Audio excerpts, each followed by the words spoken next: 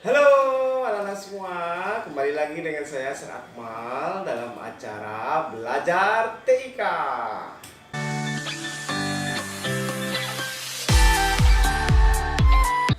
Oke, pertemuan sebelumnya kita membahas tentang OSI model, yaitu bagaimana komputer kalian mengirim data dalam berbentuk bilangan bit yang akan dikirim melalui pengantar berupa listrik atau cahaya, yaitu berupa kabel koaksial atau kabel LAN atau UTP STP atau kabel fiber.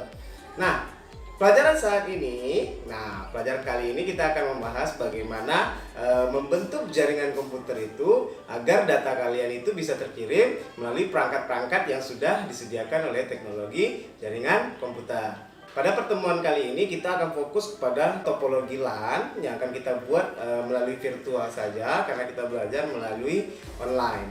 Ya. Nah, seperti sebelumnya kita sudah belajar berupa alat-alat yang dibutuhkan berupa seperti ini, ya, yaitu berupa kabel, ya, switch, ya, hub, terus repeater, bridge, router, dan satu lagi adalah WiFi adapter. Nah, sebelumnya saya akan jelaskan dulu apa itu hub, switch, router, dan lain-lainnya.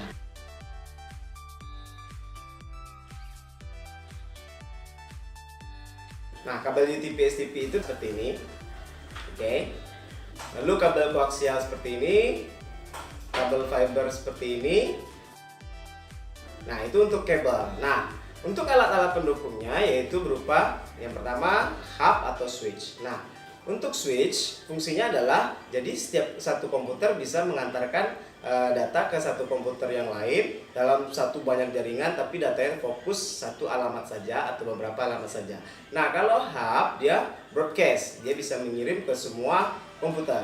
Itu beda switch dan hub. Lalu bridge dan router. Nah, bridge ini sama router ini dia lebih fokus ke memperbanyak jaringan atau menyatukan antara satu jaringan dengan jaringan yang lain. Kalau bridge dia hanya untuk memperbanyak jaringan LAN atau jaringan internal atau lokal dan akan diperluas ke jaringan yang lebih tinggi lagi.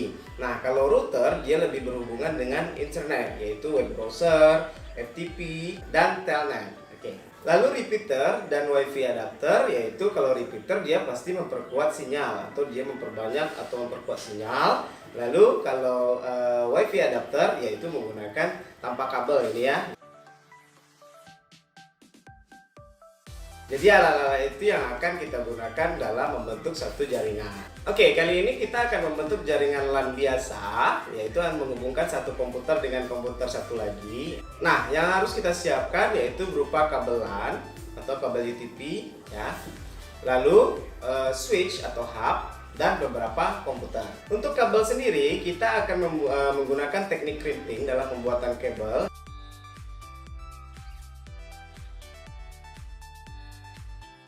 Jadi susunan warnanya seperti ini.